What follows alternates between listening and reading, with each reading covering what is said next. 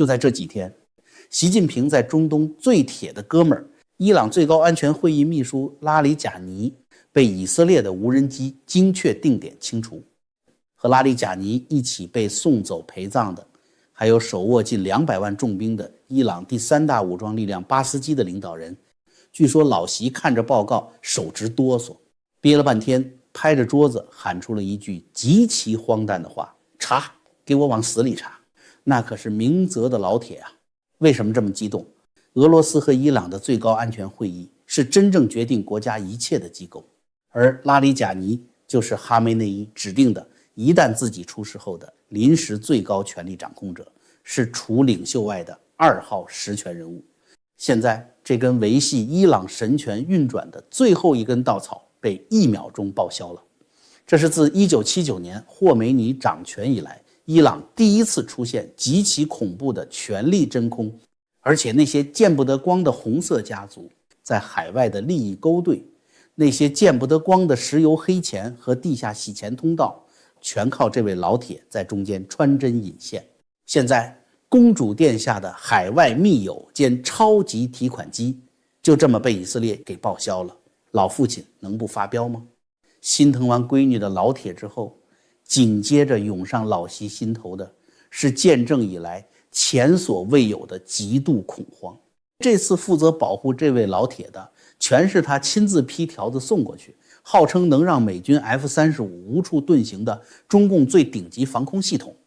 中国中电科 CETC 甚至派出了最顶级的雷达工程师团队护航。结果呢，2天前传来的内幕，这批复杂的防空系统开战前6个星期才刚刚运到伊朗。中国的顶级工程师们正满头大汗地在机房里拉网线搞系统调试。开战第1天，以色列的导弹竟然直接顺着网线砸了下来。每一套中国系统部署在哪个沙丘，中国工程师几点钟在哪个坐标调试，连他们爱喝什么牌子的茶，以色列全知道。这次袭击后，400多名中共派过去的军事专家被困在地堡里，集体失联。当习近平看着这份战损报告，脑子里第一时间闪过的不是雷达技术不行，而是底库没了。那如果明天在台海和美国打起来，中南海的防核地堡还安全吗？你们到底有多少人在偷偷给美国人递情报留后路？既然中南海那位觉得满朝文武皆有二心，那咱们就顺藤摸瓜来看看这些天天在新闻联播里吹牛皮的军工大脑们到底背着最高统帅干了什么惊天动地的勾当。咱们先拿大名鼎鼎的歼20之父中国科学院院士杨伟开刀。就在最近，中科院的官网上，这位国宝级总设计师的履历被悄无声息地一键清零了。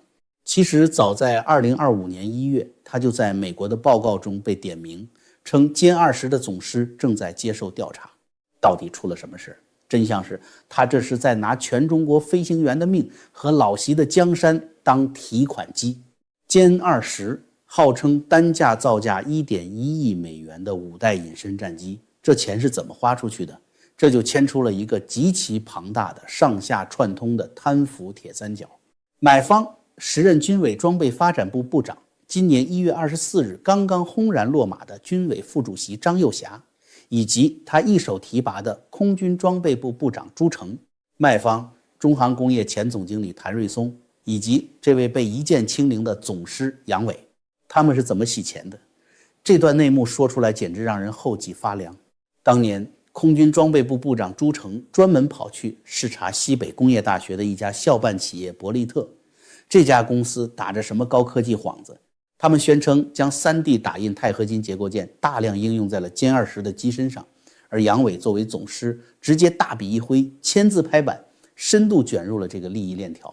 小粉红听了觉得，哇，3D 打印造战斗机太科幻了，弯道超车。但稍微懂点材料力学的人一听，这就是草菅人命。什么是 3D 打印？说白了就是把金属粉末用激光一层层烤化了，像摊煎饼一样堆叠上去，它内部不可避免的会存在微小孔隙。超音速战斗机在天上做高过载机动时，机身骨架要承受恐怖的撕扯力。全世界造战斗机最核心的成立大件，必须用几万吨的超大型水压机进行整体磨断，抗得住金属疲劳。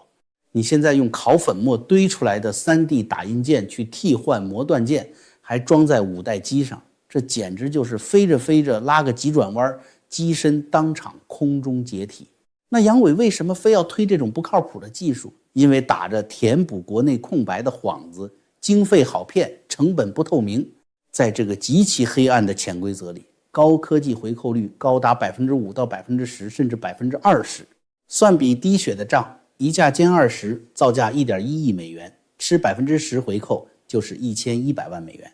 军队每采购一架歼20，这帮人至少能从中吃掉4000万到8000万人民币。这么大的窟窿，老习当年怎么不查？大家回忆一下前阵子对军委装备采购的倒查，有个诡异的规定，只倒查到2017年10月。为什么？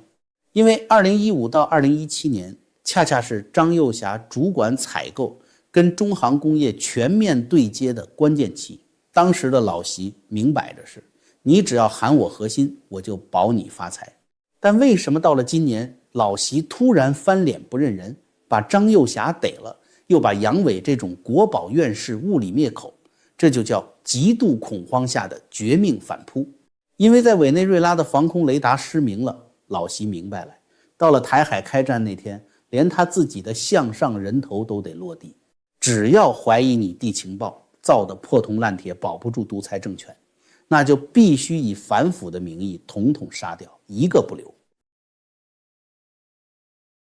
但是这种满门抄斩式的清洗彻底逼反了体制内的技术官僚，这就引出了第二个惊天大雷：天津国家超级计算中心10个 PB 的绝密数据大裸奔，相当于整整1万个 TB 的数据。今年2月初，Flaming China 黑客组织在暗网上以区10个门罗币约3700美元公开拍卖这批数据。买的是什么？中共军工最底层的命脉，中航工业、中国商飞的核心仿真数据，航母兵棋推演、导弹毁伤参数，甚至核聚变图纸全在里面。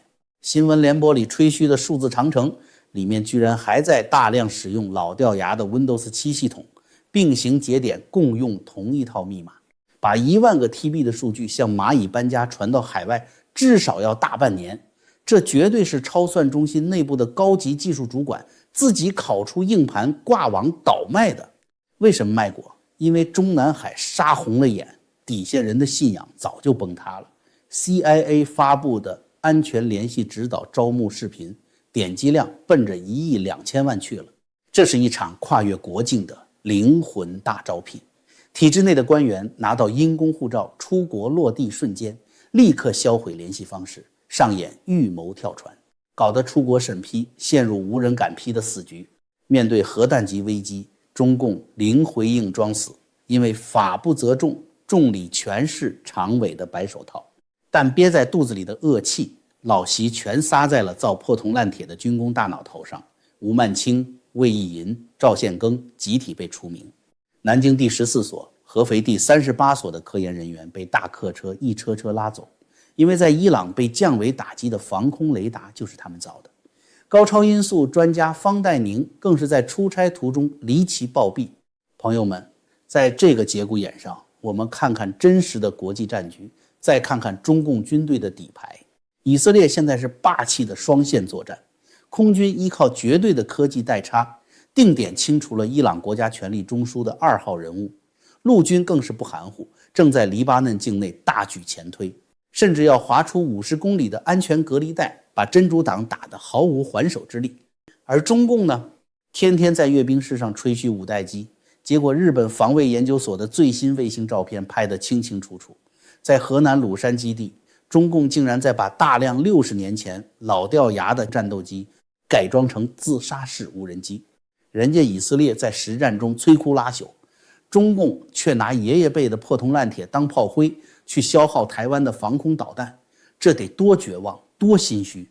但是明面上装死，不代表中南海那位不害怕。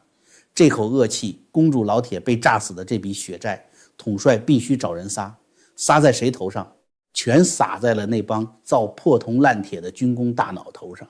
除了咱们前面说的歼20总师杨伟被除名，大家再看看谁没了。数字阵列雷达的奠基人吴曼清，搞导弹的魏义银，管核弹的赵献庚集体被除名。你以为只是除名这么简单吗？就在最近，合肥第38所、南京第14所出绝大事情了。纪委和军方的人开着大客车直接冲进院子，把所里的科研人员甚至连财务人员一车一车的往外拉，全部带走。最高统帅为什么要跟这2个研究所过不去？因为在伊朗连累明泽老铁被炸死、被降维打击的防空雷达，恰恰就是第38所和14所造的，甚至有的人连被带走的机会都没有了。大家看看南华早报的爆料，中国顶尖的高超音速武器专家方岱宁就在开战前夕去南非出差途中突然因病逝世，早不死晚不死，偏偏在这个节骨眼上离奇暴毙。统帅在上面因为极度恐惧而杀红了眼，但面临党内外的全面围剿，其绝对权威已遭到公开挑战。底下的官员们早就不再是盲目的拍马屁，而是彻底的离心离德。西藏、林芝等地借着搞春耕生产正式开始仪式的名义，竟然在一辆拖拉机的车头正中央端端正正地挂了一副习近平的巨幅相框，周围还煞有介事地用黄色的哈达和红布裹着，抬着画像，大张旗鼓地游行。体制内的反抗与不满情绪已经压不住了，在公开嘲讽，甚至是在提前祭奠习近平。全中国的老百姓一看，这大白天荒郊野外开过去，前面还有人举着旗子，就是一辆拉着死人遗像的灵车，这不是出殡是什么？尽管听说林芝市委书记已被抓捕，这一大批涉事的官员正在被严厉追责，但这恰恰说明体制内的反抗情绪依然高涨。与此同时，党内的其他政治势力正在重新掌握话语权，官方文件罕见重提土地流转和和谐社会，伴随而来的是针对李强、丁薛祥等亲信势力的反腐清洗加剧。中共军方全面收缩，不仅年内安排2100场军营开放活动，试图化解军民矛盾，连对台调门都软化成了血浓于水的家人，5桶的火药味大幅降低。坐在船长室里的统帅死死捂住老百姓的眼睛，但是怒火已经压不住了。愤怒的外国民众和海外华人正在当街焚烧习近平的著作，战狼外交官在旁边无能狂怒。而在墙内，北京三里屯太古里，一名男子在大庭广众之下悬挂反共条幅，用大喇叭向路人高喊，呼吁开放党禁，建立法治中国。朋友们，大厦将倾，留给每个人的时间都不多了。另外顺便提一句，最近很多人好奇我在 AI 内容创作上取得成功的秘诀，选题、推演、价值判断和叙事节奏全部由人为主导， AI 仅仅根据指示去执行。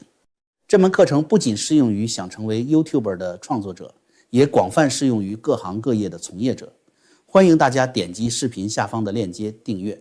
感谢收看今天的江峰世界，咱们下期不见不散。